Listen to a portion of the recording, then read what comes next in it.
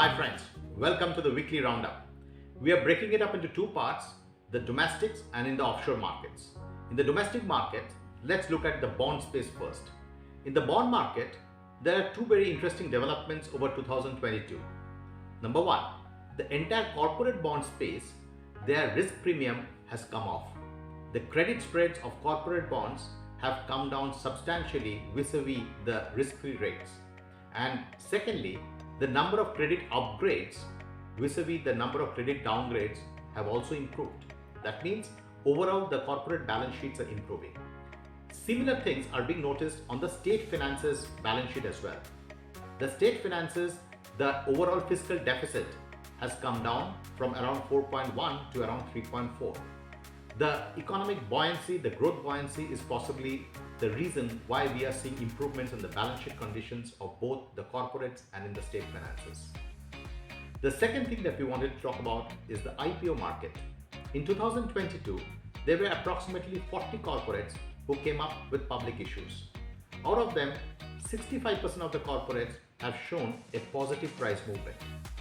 Two pipe companies, Venus Pipes and Hariom Pipes, have shown a price appreciation of upwards of 100%.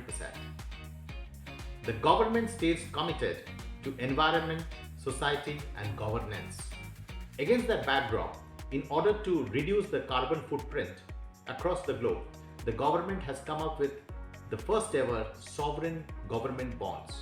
Against that, they are going to issue around 16,000 crore of money, and this money is going to be spent on initiatives primarily clean energy.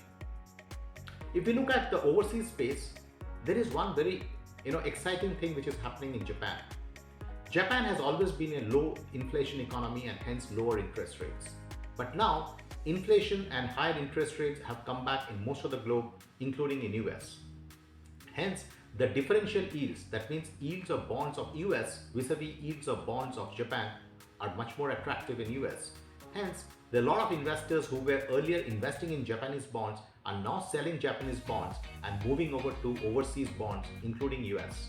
In the process, if they are selling Japanese bonds, who will be buying? The only buy who is buying is Bank of Japan themselves. Bank of Japan used to hold just around 10% of Japanese bonds, but now they are holding almost 50% of the Japanese bonds. A very interesting space. Lastly, we would sign off with the upcoming budget. The budget is coming up on 1st of February. We will have an interesting update very shortly next week. All the very best and speak to you next week. Bye-bye.